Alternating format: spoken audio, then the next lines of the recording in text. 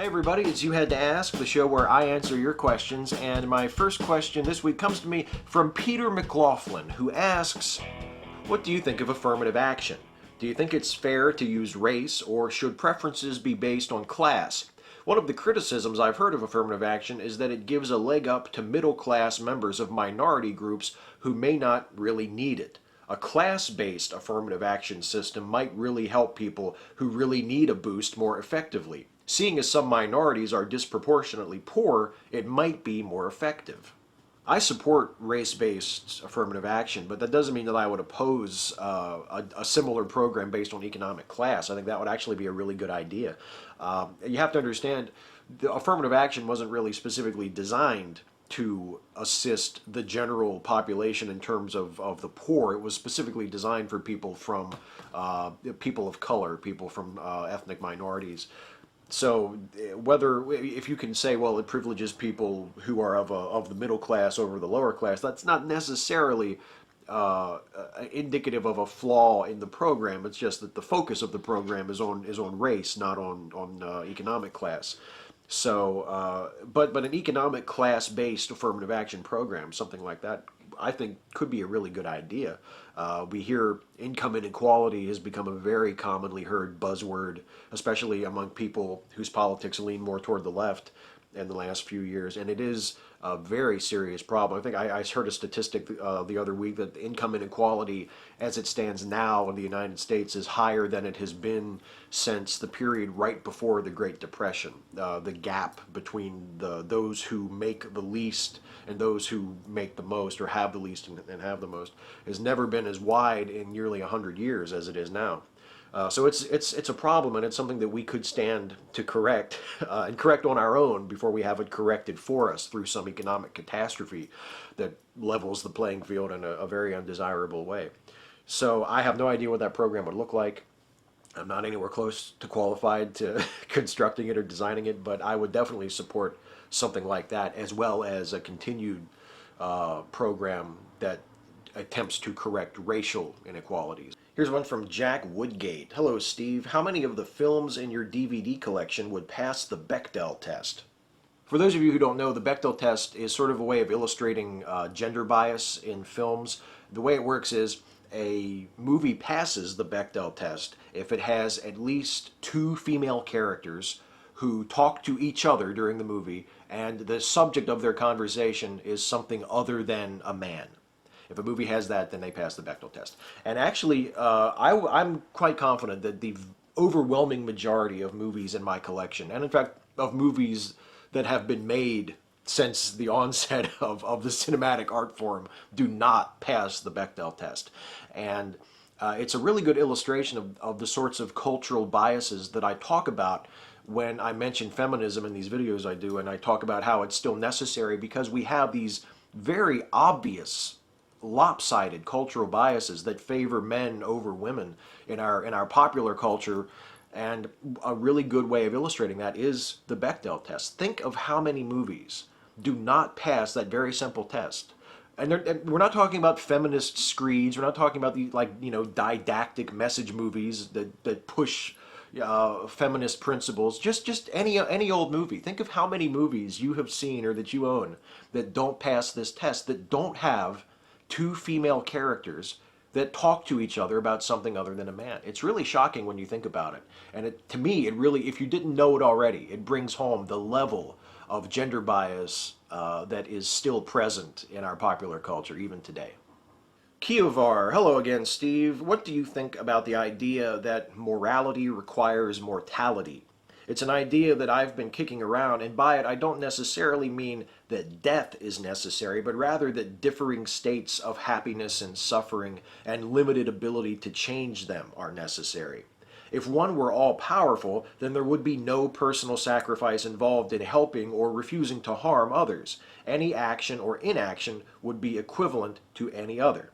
I agree with you. I think that just that state of being is probably the main thing that caused us to create morality in the first place. The notion that we live in a world where we tend to suffer, where some people have too much and some people don't have enough, and we have to make difficult choices, we have to make these sorts of judgments. That's where morality comes from. If we lived in a world where everybody always got what they wanted, and nobody had to suffer, nobody had to do without, nobody ever had to face not getting their way, then yeah, it's hard to imagine how morality would ever arise, how it would be useful, what it would even be.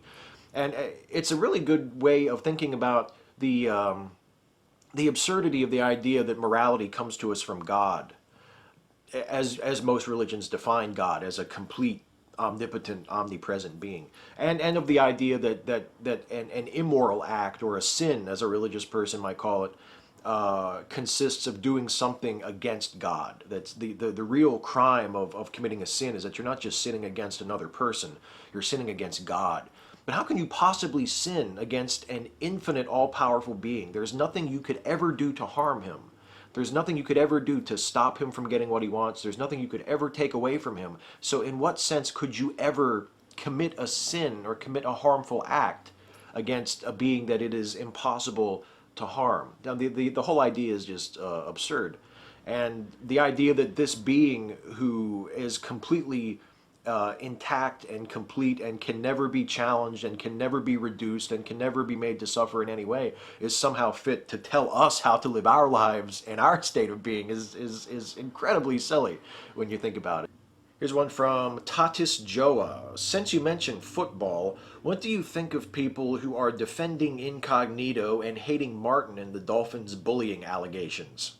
The only real defense that I've heard of Incognito, and you're right, there are people who are definitely taking his side, but the only defense I've heard is, well, it's just always been this way. This is just how the locker room is. This is just how the team behaves, and if Martin has a problem with it, he can just go somewhere else. And that is such a bullshit defense. You're basically saying that, well, yeah, things are shitty and we're really abusive to each other, but we've always done it, so we shouldn't be expected to change it. And nobody who has a problem with it should complain. That's insane. And that sort of macho bullshit culture is one of the reasons, and the encouragement of it, and the sort of celebration and glorification of it is one of the reasons, not the only reason, but a big reason why I just don't like pro football, or football in general. I just find gridiron football, American football, to be just a dark, depressing sport that I just see no reason to watch. I find no joy in it at all. It just depresses me and kind of makes me angry when I think about it, longer than you should think about that sort of thing. And that's really the only defense I've heard of it, that, well, this is just the way things are, which is a bullshit defense. Martin sounds like he has a legitimate grievance, and I'm sure there are other people before him who have felt the same way, who felt like they've been bullied or mistreated by members of their team in the locker room, and have wished that they could say something but have not said anything for fear of making it even worse on themselves, or for looking like chicken shits or wimps or whatever. And that it ties into that other thing where people complain about, oh, they're wussifying football. Oh, they're wussifying football. They want to. They don't want them to do hard hits anymore. They're coming down on concussions. They want to make the game too safe. How crazy is that argument? These are guys playing a sport for your entertainment. And when you find out that for decades they've been suffering these catastrophic head injuries that are shortening their lives and crippling them and causing them immense suffering in their lives after the game is over, and you call yourself a fan of this sport, and your reaction is not, oh my God, that's horrible, what can we do about this, how can we fix this, but rather, oh, they're ruining the game? What kind of an asshole would say that? And yet, there are people who go on TV without an ounce of shame and will say that. Will say, oh, they're wussifying the game. They're wussifying the game? There are people breaking their heads for you. It boggles my mind. The whole thing is horseshit. Gala Kills. Hey, Steve, the Good News Club is continuing to spread from elementary school to elementary school. What do you think about this? For those who don't know, the Good News Club is an after-school get-together that is basically a Bible study session where part of the curriculum is to instill fear into the children over the fate of their souls. These sessions often happen in the school, and I feel it's blurring the lines between church and state. if the club is not officially affiliated with the school, but is just using the school building for the meetings, then I don't really think there's anything you can do about it. I don't think that crosses the church state boundary. We've sort of accepted that once school is out and the kids are no longer attending their classes, that the school building can be used for things that might not be considered appropriate for the actual school day. So I don't think you can do anything about it. But as far as my personal opinion of the program, I mean, I think anytime you use religion to frighten children who are too young and naive to even be able to form their own opinions about it, I think that's a really, really horrible thing. I don't think, if I were a parent, I would not want that done to my child. And I think it's a form of bordering on psychological abuse sometimes to tell a child that people of a different religion, people of a different faith, or people of no faith are going to be punished, are going to go to hell, and they're going to burn and suffer forever because of that, or that they themselves risk that if they don't give their heart to Jesus or whatever. I think that's a horrible thing. It's an unconscionably cruel thing to say to a child who doesn't have the maturity to recognize it for what it is, and to realize that there are other options that may not actually be the truth. It's a really nasty thing to do, but it's also the main reason why the churches have survived for so long, because they indoctrinate people when they're too young to know any better, and it just stays with them for the rest of their lives. But as far as the church state thing, I think as long as they're just using the building and they're not actually making it a part of the school day, then there's really nothing you can do about it. Matt Lesnar, what are your views on legalizing all drugs and not just marijuana? Also, do you support assisted suicide? By the way, there is a documentary on YouTube about it. I support legal assisted suicide. I don't know if I support it like, yay, go, have an assisted suicide.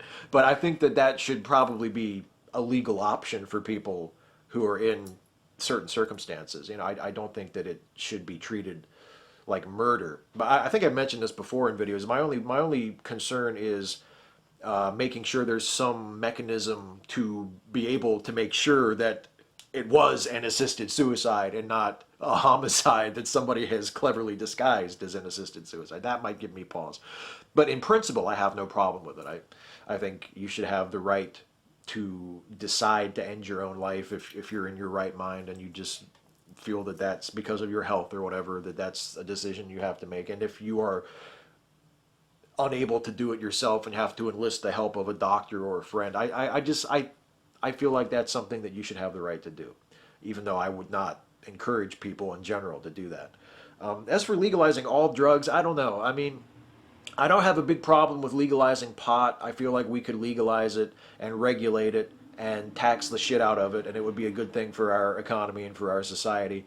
Because pot doesn't seem all that harmful to me. I've never smoked it, I've never wanted to smoke it, but the people I know who have and do, it doesn't seem like it has any negative effects on their lives, and they don't turn into addicts, and it doesn't destroy them. But not all drugs are created equal. I mean, I really don't know if I'd be comfortable having something like heroin or meth or cocaine be legal and sanctioned by the government for people to buy and sell and use and get hooked on. Not to say that would automatically happen. I mean, I know that's like the libertarian argument, like, well, you'll legalize heroin and everybody will just run out and get heroin.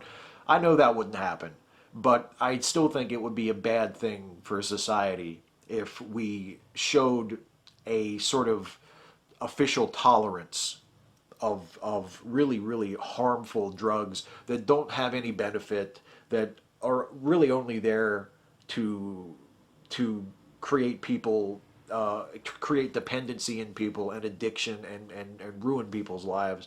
I don't think that would be a good thing for society at all, to legalize those types of hard, incredibly addictive drugs. Nuno1001, what would you have changed in Man of Steel to improve it and make it a better movie?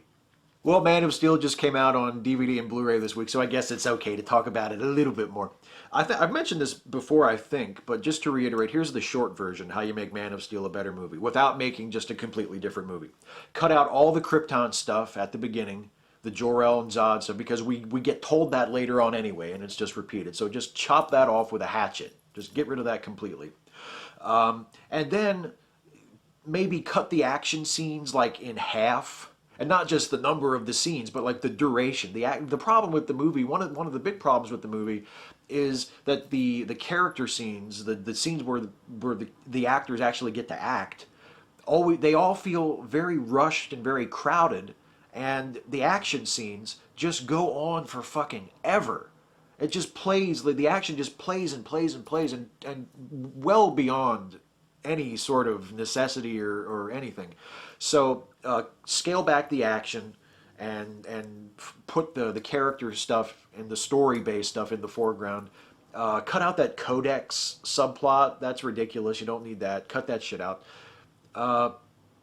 And alter Superman's characterization a little bit so that he at least appears to give a shit about the innocent people that are bystanders to his epic throwdown with General Zod. Make it appear like he gives a shit about the damage that's being causing, and maybe even have him act in ways to minimize that damage.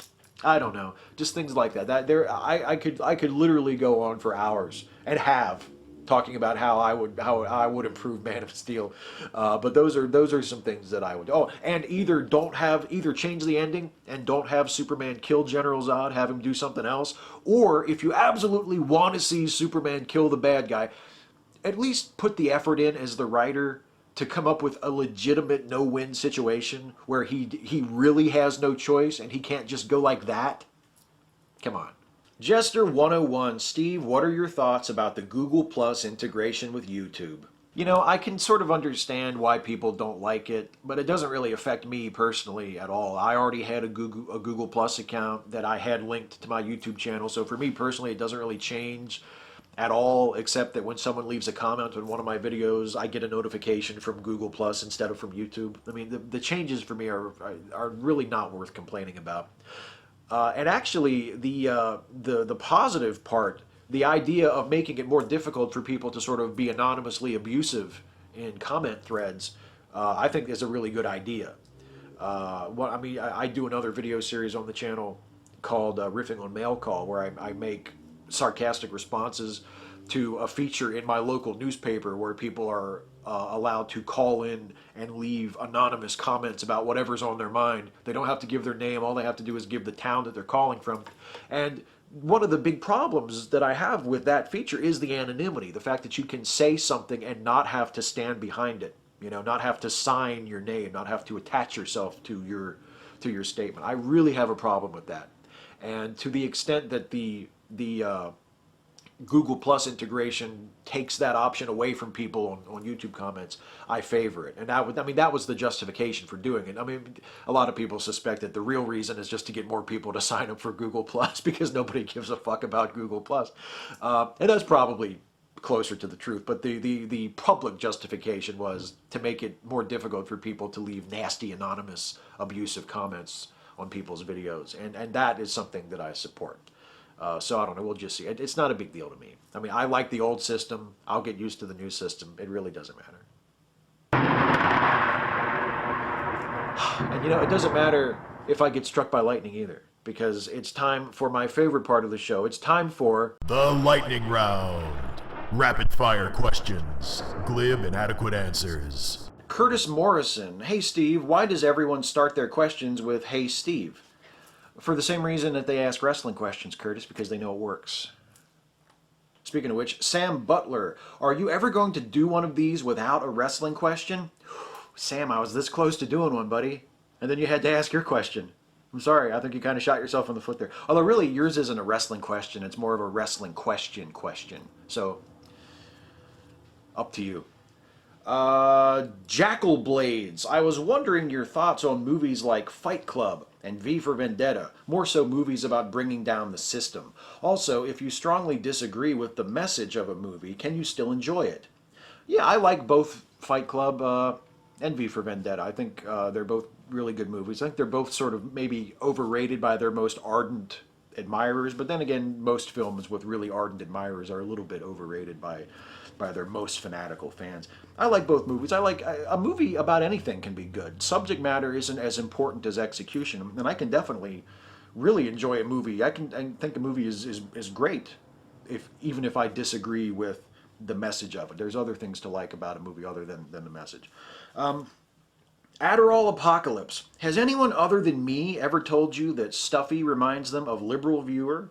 Not just in the way his voice sounds, but also in like the rhythm or pacing of his speech, and also, of course, his political opinions. LOL. What do you think of that comparison? I also noticed that Stuffy says absolutely too. Couldn't avoid that, eh? Actually, people have mentioned that Stuffy reminds them of Liberal Viewer before, and for the Halloween video that I did with Stuffy and Toby Benson a few weeks ago, before I had the idea for Stuffy's costume to be Jean-Paul Sartre, I was going to have Stuffy wearing a Liberal Viewer t-shirt. So yeah, I've been made aware of that comparison before. I think it's pretty funny. Sebastian Korth, would you say that Toby Benson is a member of the manosphere or the dogosphere, as it were? No, I don't think Toby Benson is a member of the manosphere or the dogosphere. I think Toby Benson is more of like a voracious pansexual. I don't think that he's not really a pickup artist because I don't really think he cares. I mean, he'll take the opportunity if it's there, but he doesn't go out and make that opportunity for himself. He has other shit to do if he doesn't. If he's not getting laid, he's got other shit to do. That's my opinion. Help 4343. Hi Steve, what is your favorite Charlie Chaplin movie? Mine is Modern Times. Mine is City Lights, and one of my favorite movies, period. Just one of the most beautiful, wonderful films I've ever seen, City Lights. Mr. Kother, question, what do you think of your growing internet celebrity and presumable influence? I will comment on that when I actually notice it, because right now it doesn't really feel any different. Matthew Osborne, Steve, do you like video games? Yeah, sort of. I mean, I'm not a crazy video gamer. The last console I actually owned was a PlayStation 2, like probably 8, 9, 10 years ago. I mean, it's been a while, so I'm not like an avid gamer. And when I play them now, I'm not really very good. But yeah, I have nothing against video games. Justin Ood, what is the most regrettable purchase you've made? I paid to get into 2 of the 3 Star Wars prequels. I bought a ticket to Batman and Robin. You know, if we just stick with movie ticket purchases, there are quite a few that I regret. A.P. Danielski, Steve, are there any nuances within the atheist community that you disagree with or find repulsive?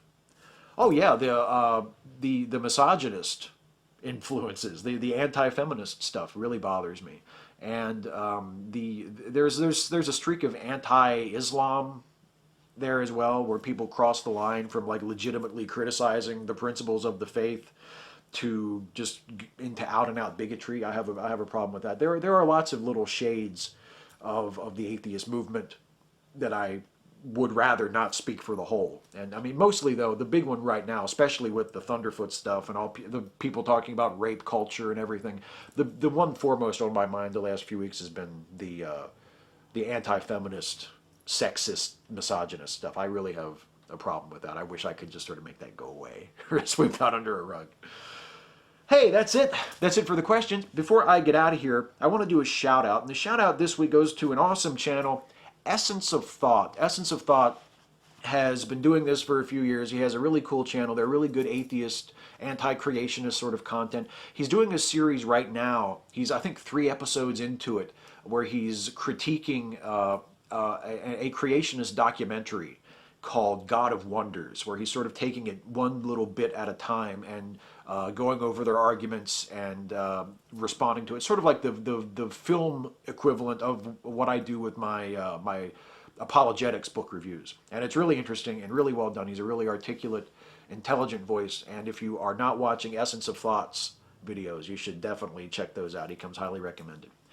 Well, that is it for this week. I will be back again next week to do this again. And next week, it will actually be a little different because I will be joined by a guest. A few of you have mentioned this in comments for past videos. They say, Steve, would you ever consider bringing your wife onto one of these videos with you and having her maybe ask some questions? So next week, I'm going to have my wife with me. This is my wife, Ashley, for those of you who don't know. And she has graciously agreed to sit in next on next week's episode of You Had to Ask. So, for next time, leave a comment on this video. Ask me or Ashley anything about anything.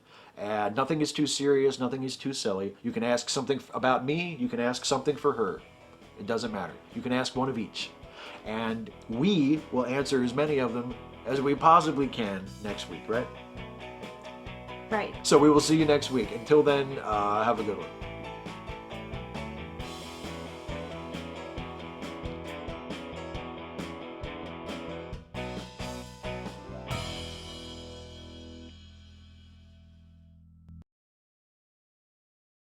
Gala kills. Hey, Steve, the good... Oh, I'm sorry. Was my breath too loud? your My labored breath. your labored sigh was a little loud. Yes. Apologies. It's okay.